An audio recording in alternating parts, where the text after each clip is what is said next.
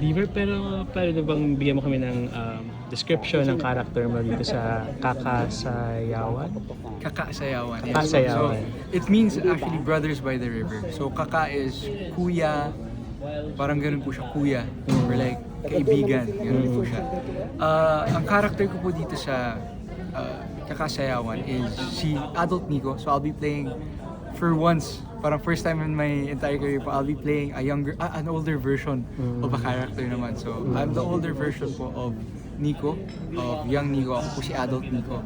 A Manila boy that grew up in Mindoro pero ended up going to Manila and lived there for 10 years and then decided to go back. For what reason? Abangan po natin sa movie. Pero how do you relate to the character? Kasi alam ko, di ba, probinsyano ka din. Well, ang relate ko po talaga sa kanya is one of his traits or like one of the things na na-experience niya talaga sa movie is living with regrets. So, I think it's very important na I think na a lot of people have regrets or maybe everyone has regrets, Yeah, right? true. Pero we shouldn't let those regrets hinder us from doing what we want to do or the things that we want to accomplish. So, yung regret po na yun, it makes us who we are. Like those past decisions, those things na we wish we didn't happen, we didn't do, are the things that make us who we are. Kaya it's important na, yeah, we might not like what we did before, pero it's important that we keep on looking forward. So, Pangilang film mo na to? third po. Third. And of course, it's your first Cinemalaya. First Cinemalaya, yes. When you got the news na na nakapusa yung film as an entity to Cinemalaya, what went through your head? What did you feel? Well, actually I had to audition po for this. So pumila po talaga ako Okay. for the auditions. I was 500, if I recall correctly po, I think I was around 500 something. Ang dami pala, no? Sa pila po nung araw na yun. So I'm really thankful po to be part of it. And I was super happy nung nalaman ko po na nakuha ko po yung role, syempre. I was super excited. And also, yung pressure po. Parang may kasama po siyang pressure sa akin once na nalaman ko na I'd be doing a Cinemalaya film kasi it is Cinemalaya. So as somewhat of a new actor, it's kind of like having take a break. Parang medyo matagal din po kasi ako nawala sa pag-acting. Kinabahan po talaga ako na kaya ko ba to? Ano yung self-doubt ko na kaya ko ba? Am I prepared for this? Pero I'm really thankful po for Derek kasi si Derek po talaga yung nag-guide sa akin dito sa film na to.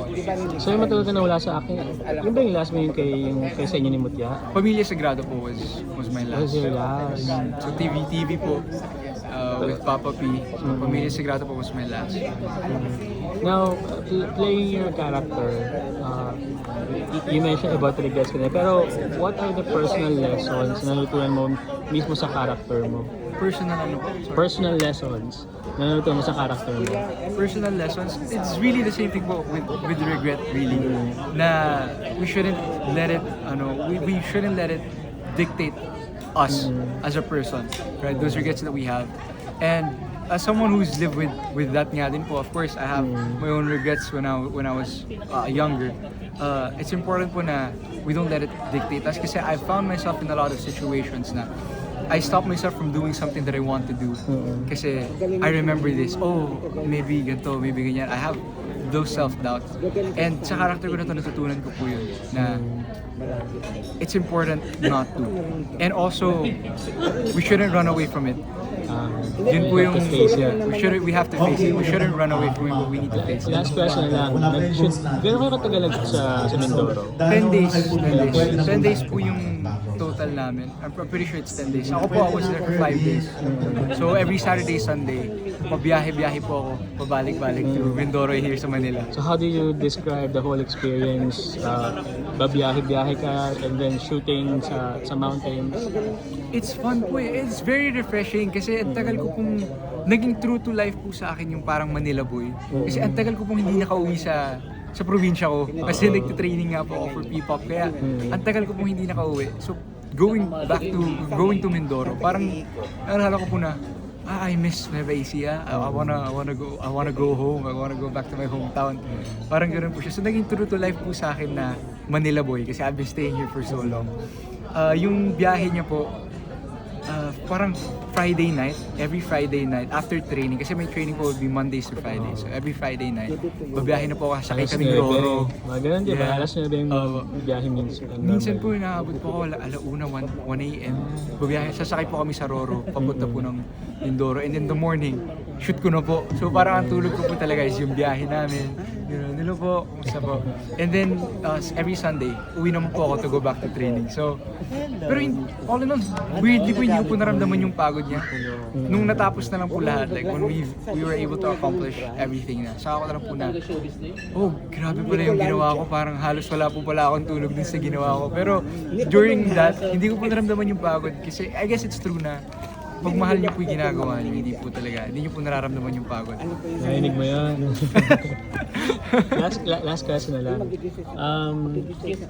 What do you wish parang people to see after watching Kakasayawan?